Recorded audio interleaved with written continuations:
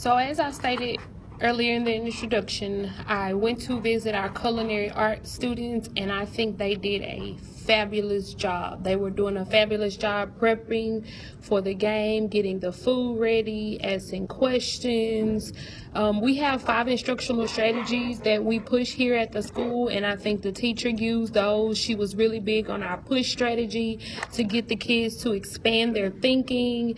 What's the next step? Some of my things that I have from the notes is that as soon as the students walked into the kitchen, they began to clean the tables, sanitize them, organize their things. There was one student responsible for each activities, such as sanitizing the tables. One student cleaned the tables first, and then that student sanitized.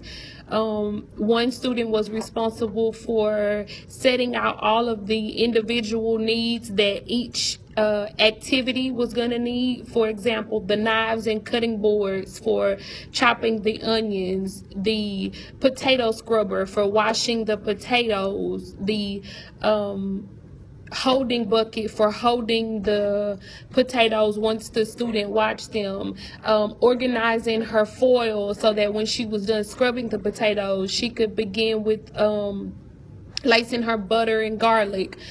It was a fabulous lab to watch.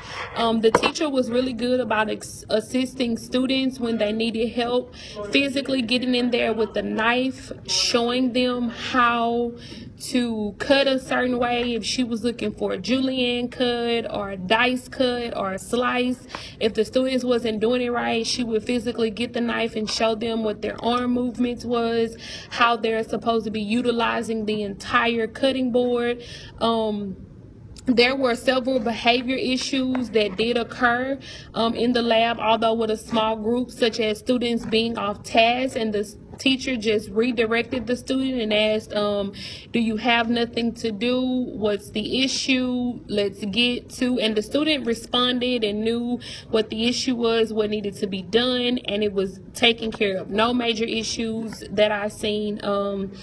The students were very good about asking questions and following what they were taught to do and what they talked about prior to the lab.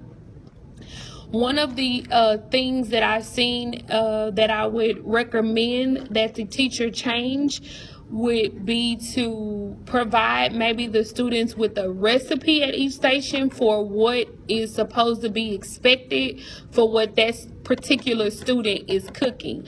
It seemed like the students had to ask questions about what's next, what ingredient was